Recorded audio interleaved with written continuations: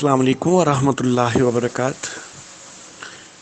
किस्तों में लेन देन भी जायज़ है और किस्तों का कारोबार भी जायज़ है।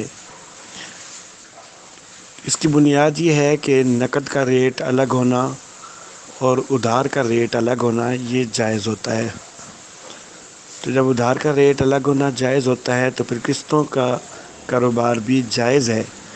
अलबत्ता इसमें जो ये शर्त रखी जाती है कि अगर किस्त लेट हुई तो उस पर इतना जुर्माना होगा, तो वो सरासर सूद है।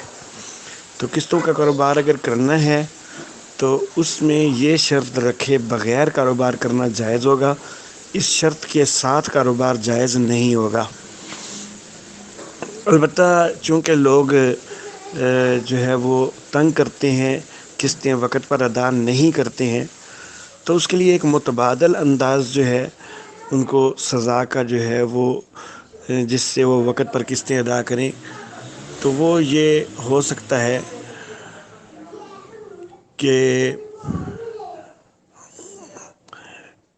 आप जिसको किस्तों पर कोई चीज़ दे रहे हैं तो वो वक़्त पर किस्त अगर अदा नहीं करता, तो आप उसके ऊपर ये शर्त रखें कि अगर किस्त वक़्त पर अदा ना हुई तो आप किसी फ़लाही अदारे में इतनी रकम देकर उसकी रसीद हमें पहुंचाएं।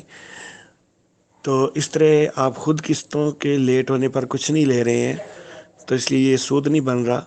एक फ़लाही अदारे की मुआवनत हो जाती है और उसकी बिना पर बंदे किस्तों वक़्त पर ही अदा करते हैं।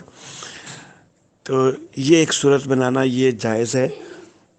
जैसा कि दौर हाज़िर में जो इस्लामी बैंकारी हो रही है, तो वो इसी अंदाज़ में की जा रही है कि वो किस्तों में जो है वो चीज़ें देते हैं और किस्त लेट होने पर वो जुर्माना नहीं करते हैं, बल्कि वो ये कहते हैं किसी फ़लाही इदारे को कुछ इतनी रकम जो है वो दो और उसकी रसीद हमें पहुंचाओ, ताकि हमें कंफर्म हो जाए कि तुमने वो जो है ना रकम अदा की है।